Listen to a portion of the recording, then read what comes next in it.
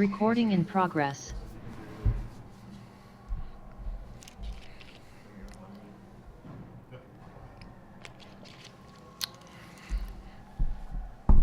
All right, we'll go ahead and get started. We've got Coach Harsin here. We'll let Coach make an opening comment, and if you have a question, please indicate in the chat. Coach? Yeah, well, disappointed with the result of the game and certainly the finish of it. So we had our opportunities as the game went on not to be in that position. We're still hopefully with a chance at the end of the game to be able to go score and put a drive together that could win it. We didn't get that opportunity. And it comes down to, little things in the game and not putting ourselves in that position. But, we did something. I thought we played hard. In any game, it comes down to execution. It comes down to putting our guys in the best position to be successful, and we didn't do that enough tonight in order for us to win the game. So, we got to go back and we got to look at things that we can do better and really focus on the things that have come up this season in our training, in our preparation, certainly from this game, and then make that, again, a point of emphasis that we have got to find a way to have that show up in games and play four quarters. That was the mindset coming into this game. Was going to be a four-quarter game on the road against a good team, and we just didn't have enough opportunities there at the end to finish out the four quarters of football like we wanted to. So questions? First question is from Michael Gittens. Coach, how do you assess T.J. Finley's first start here? Looks like there were some opportunities out there, but Kobe Hudson was out tonight. How do you assess T.J.'s play, and how much did missing Kobe Hudson affect you guys tonight? Yeah, that's hard to tell in a game. Obviously, when you have guys that have played for you, you miss them. But, what does that actually look like? You never know because they're not part of the game plan. And certainly not part of the game. And then TJ, I thought he was solid tonight. I'm going to watch the tape. I'm going to really look at what opportunities he had and what he didn't. First glance, he did some good things. I thought he led in the sideline, and we had opportunities. He ran the ball a couple times, and had some positive yards for us. But at the same time, there's always going to be mistakes in the game. So I'm going to, before I make any decision on his play, I'm going to look at the film and make sure that we know what happened around him. Did we put him in the best position as a staff? And, how did he go out there and operate? This was a chance for him to be in the game and start the game. And I know he worked hard leading into it, and we didn't get the result that we wanted. Justin Hokanson. Hey, Bryan. What was the explanation on the muff punt? Obviously, a really close call that was overturned. I mean, what was said to you? I don't know. I mean, it's that he touched it. That's really what it comes down to. Didn't see that on the field. I think we've all had plays where balls have hit one of our players or another team, and you see the trajectory of the ball change and all that. Didn't call it on the field, so that was a turn. They turned it over and decided that it touched him somewhere, and again, that's in the game. They made that decision. You can argue all you want. I mean, that's the decision they made in there. It didn't look like it on the field, but at the end of the day, it didn't go in our favor. Jordan Hill. Bryan, I wanted to ask you about the fourth down call for you guys right before halftime, going for it on y'all's 35. Just sort of what was the decision, not only to go for it, but on that play call? Well, you saw that we took a shot on that. Being aggressive and trying to extend that drive. We could run it, and we had the shot right there. So we took it. That was part of being in that situation, maybe not in particularly that yard line right there, but that play or, trying to take a shot on a fourth down. And, you're on the road and you want to give yourself a chance, with hopefully hitting a big play. And we felt like we needed to hit some explosive plays in this game. And felt like in practice that play was a good play for us. And we thought that was a good opportunity there to be aggressive and take that shot opportunity. Mark Murphy. Hey, can you talk about Tank's night? He was 22 for 164, but you didn't get the ball to him on your last possession. And on the 4th and 1, you didn't have him on the field on the 35-yard line. That reasoning for that. Seems like he'd be a good guy to fake it to on that play if you're going to throw it. Yeah, well, that's a good idea. Certainly thought through that as well. So like I said, I explained the play, and it didn't go our way. If we hit that for a touchdown, then it's a great play. I mean, that's how it works. You take some opportunities in games, doesn't go your way, you're going to be obviously questioned for it. It goes your way, it's a great play. So all those other factors, I mean, I think you're making a comment more than anything. But that's how it turned out. So he had a good night, ran hard, thought he did some good things, thought the O-line did some good things, and we obviously didn't do enough. Tom Green. Hey, Bryan, you talked about your 4th down play, but the drive before when they scored the touchdown on the 4th and 3, just what did you see on that play from your perspective? Yeah, the one he rolled out, kind of got flushed out. Is that what you're talking about? Yeah, that one. Yeah, if it's the one I'm thinking about, he got flushed to his left and made a good throw. We got outflanked with the wide receiver. He made a good throw. We had one of our guys on him, and we weren't in position. He threw the ball where his guy could get it, and we were out of position to try to stop the play. So the bottom line is, without reviewing it, you get a little pressure on him, you flushed him. Hopefully you can get him back there for a sack and not allow him to escape. And they just had some things where they got in the perimeter. They were able to bounce a few runs. They got out of contain, and that was one of them right there. Jason Caldwell.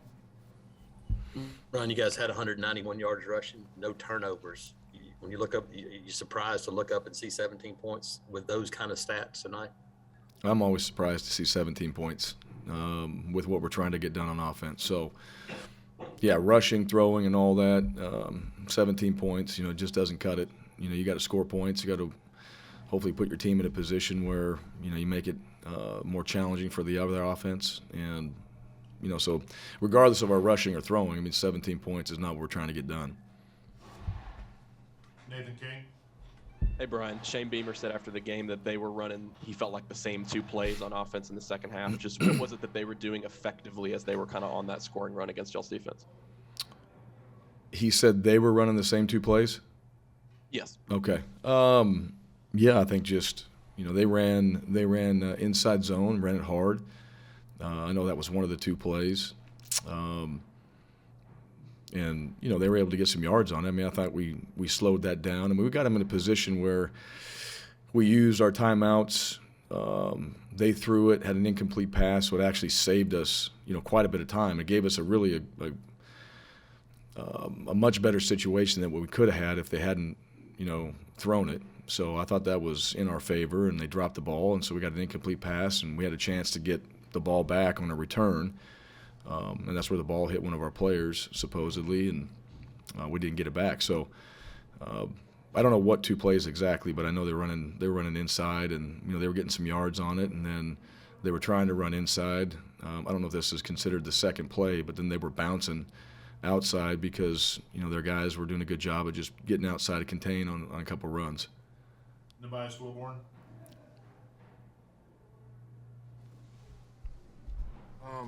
Obviously, Bryan, I know you guys want to go one away every week, as you always say, but this is now 2nd week in a row where you guys have lost double-digit leads. How do you kind of get it back together going into next week against Alabama? Well, you get it back together by how you prepare yourself really every day. You want to go out there and finish. Every little rep you take in practice and everything that you do, you prepare for the situations that we're in. There's answers for what happened to us tonight, whether we did them or not, or we put our guys in that position to do it. That's what we have to go back and assess. So it really just comes back to everything that you do leading into the game, and even some of those routine things that you do week in and week out, because it's just a matter of time before something like that's going to show up. And there's got to be a total commitment to it. There's got to be a commitment to the things that you do week in and week out, just knowing that maybe it hasn't happened at this point, but there's certainly an opportunity for it to happen, and when it does, that you're going to be ready for it. So I just think right now for this football team, we've got to do a much better job of that, and we got to put our guys in a better position to be successful as coaches. And right now we're not doing it. I mean, we're not finishing games. We're not extending or putting ourselves in drives where we need points, and being able to extend those drives in third down situations. So, we got to be a lot more clutch in those situations than we have been, and that's what it comes down to. And at the end of the game, we got to be clutch in those tight situations like that. You prepare for it, but at the end of the day, it comes back to how we focus on that, how committed we are to doing those things week in and week out. And then as far as coaches putting our guys in a position to be successful by what we emphasize, and then the things that we that we talk about week to week, have got to show up in the games. And that's on me. I've got to help this football team be more consistent with those, stay more focused on those, have the intensity and the discipline to make sure that those things that we do week in and week out, and the things that we emphasize as a staff, they get done. That's what it comes down to. So it takes everybody to do that, and as the head coach, I got to make sure that everybody does that. And then it's ultimately got to happen in the game when you have opportunities to go out there and execute whatever it is that we've worked on that week, but execute it in the games. We got two more, Brian Matthews and Bill Cameron. Yes, Brian, I know in the last few games y'all have struggled offensively in the second half. I think you had 56 yards in the fourth quarter tonight. Anything that you've seen that you picked up here over the last couple of weeks that's happening in the second half of games for you guys offensively? Yeah, we're not. I've used the word finish. It's a combination of execution. It's a combination of putting our guys in the best position. You got to be clutch. I mean, that's what it comes down to. You gotta be clutch in those situations. You got to be able to make plays when you need to and do it properly. We've got to be able to put them in the best position and give them a chance to go make plays and to be successful moving the ball down the field. And so it's a combination of all those things is what it is. And that's what I got to make sure that we get corrected is we've got to be much more disciplined, detailed, and consistent than what we've been, and that's the bottom line. And from an offensive standpoint, every time you get on the field, you want to score points. We're not doing that. So we've evaluated that. We've tried to make those corrections. We've tried to emphasize things that we feel are important, but they're not getting done in the game, and that's the reality of it. It's just not getting done. And again, I'll put that on myself to make sure that those things happen, and we do a better job, and we get ourselves in a position where we can be a lot more clutch in those situations where we can make those plays and execute them and be a much better football team, because you got to finish. To win games, it doesn't matter. You got to finish, and that's always been something that is important, certainly in the programs I've been a part of, and no different here. But we're not getting it done. That's the bottom line. We're not getting it done. So that's on me to make sure that we get that corrected and we get it done, and those things happen when we step back on the field and play. That's the bottom line. Bill? Coach, there were quite a few times where they were able to break containment on the outside. Was it something specific they were doing, or were they just taking advantage of the aggressiveness and just lack of execution? Yeah, it's probably that. I mean, it's really, we have guys in position to keep contained. I do feel like we made the emphasis of their backs being guys that can really change direction quickly, which they showed that. But, on the defensive side, every defense in America has contained, and you really don't want to allow things or players to bounce outside. And, so that's something that we got to get corrected. They did a good job. Sometimes it happens. Sometimes you're going in to make the play and the guy puts his foot in the ground, stops, and is able to make you miss. Those things happen. And then you've got someone hopefully behind you that's there to help you with the tackle, and you got to get multiple players to the ball. Now, I didn't see it. I saw it on the field. You just see what happened. So I don't know the exact detail of what happened, but we got to keep contained. We got to keep them inside when it's an inside play, and then let those guys, D linemen, linebackers, do their job inside and make the tackles, and then keep contained on the perimeter. All right, Coach. Thank you very much. Okay, thank you. Recording stopped.